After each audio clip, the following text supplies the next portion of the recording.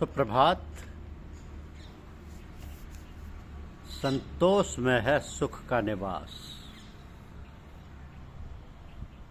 यह हमारी आज की आध्यात्मिक चर्चा का विषय। संतोष में है सुख का निवास। आनंद ही आत्मा का स्वरूप है। समस्त तृष्णापूर्ण चेष्टाओं की निवृत्ति में ही उसके प्रकाशित होने का स्थान है। जैसे अज्ञानी पुरुष जल में उत्पन्न तिनके और सेवार से ढके हुए जल को जल न समझकर जल के लिए मृग तृष्णा यानी बालू में जल के आवास की ओर दौड़ता है, वैसे अपनी आत्मा से भिन्न वस्तु में सुख समझने वाला पुरुष आत्मा को छोड़कर विषयों की तरफ दौड़ता है। तो मनुष्य सर्वदा शारीरिक एवं मानसिक आदि दुखों से आक्रांति रहता है। यह मनुष्य शरीर मरणशील तो है ही। यदि उसने बड़े श्रम और कष्ट से कुछ धन व लोभ प्राप्त कर भी लिए तो क्या लाभ है? धन व भोग प्राप्त कर भी लिए तो क्या लाभ है? लोभी और इंद्रियों के बस में रहने वाले धनिकों का सब पर संदेह बना रहता है।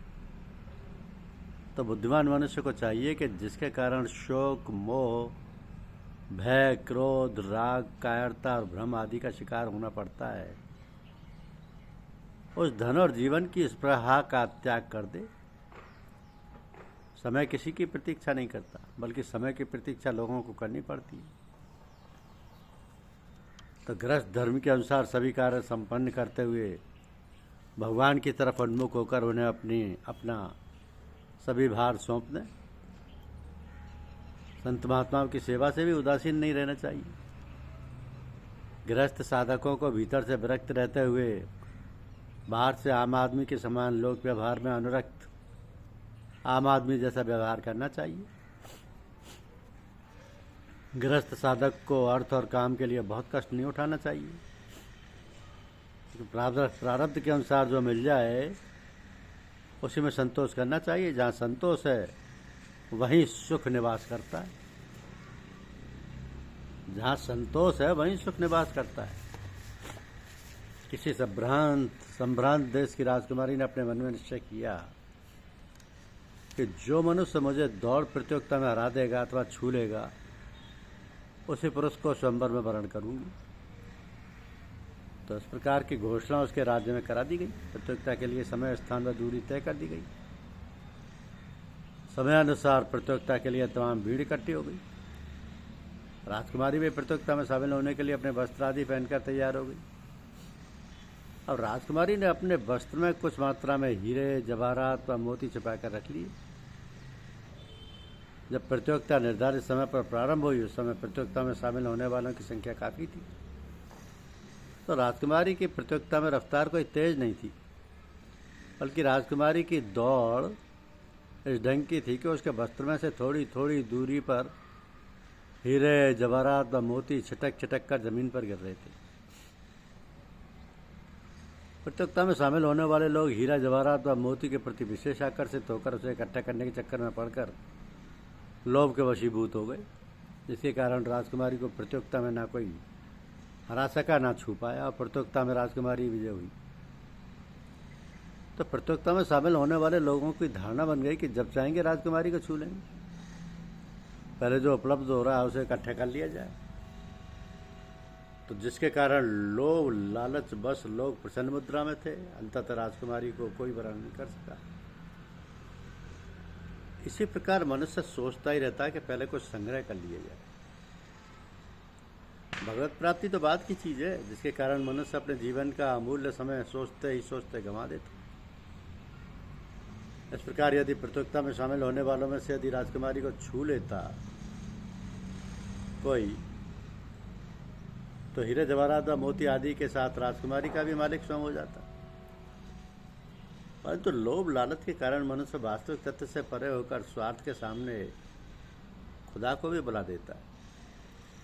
जो लोग संसार की संपदा पाने के लिए दूसरों के अधिकार को हड़पने को तैयार बैठे हैं, दूसरों की आवश्यकताओं को छीनकर जो अपनी तिजोरी में बंद कर रहे हैं, दुनियावी हिसाब से भले ही बुद्धिमान कहे जाएं क्योंकि वे अमीर हो गए, असल में तो वे सबसे बड़े मंदबुद्धि माने गए।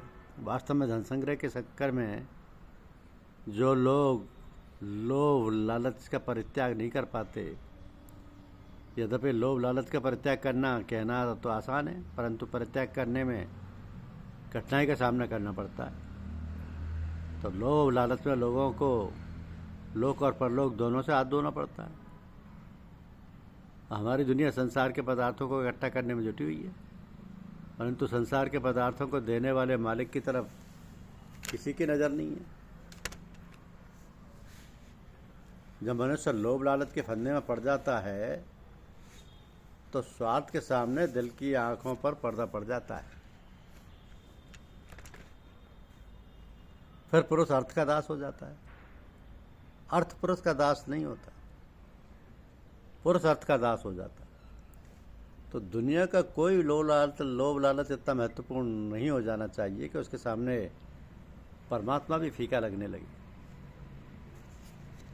मनुष्य अपने कुटुंब का विस्तार करने के लिए अनेक प्रकार की कामनाएं और कर्म करता है तथा स्त्री पुत्र धन दौलत हाथी घोड़े नौकर चाकर घर द्वार और भाई बंधुओं का विस्तार करते हुए उनके पालन पोषण में लगा रहता है। बड़ी कठिनाई सहकर धन संचय करता है। समय पूरा होने पर वही शरीर स्वयं तो नष्ट होकर वृक्ष के समान दूसरे शरीर के लिए बीज बोकर उसके लिए भी दुख की व्यवस्था कर जाता है। अतः अत्यंत दुर्लभ मनुष्य शरीर पाकर बुद्धिमान पुरुष को चाहिए कि शीघ्र से शीघ्र मृत्यु के पहले सत्कर्मों को करने का प्रयत्न करे।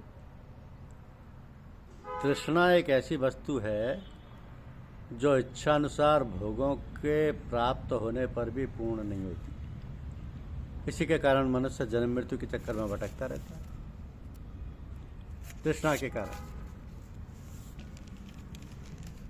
तो गृहस्थ साधक को अर्थ और काम के लिए बहुत कष्ट नहीं उठाना चाहिए। प्रारब्ध के अनुसार जो मिल जाए उसी में संतोष करना चाहिए। जहाँ संतोष है वहाँ सुख निवास करता है। धन्यवाद। YouTube चैनल को लाइक और सब्सक्राइब अवश्य कीजिए। शुक्रिया।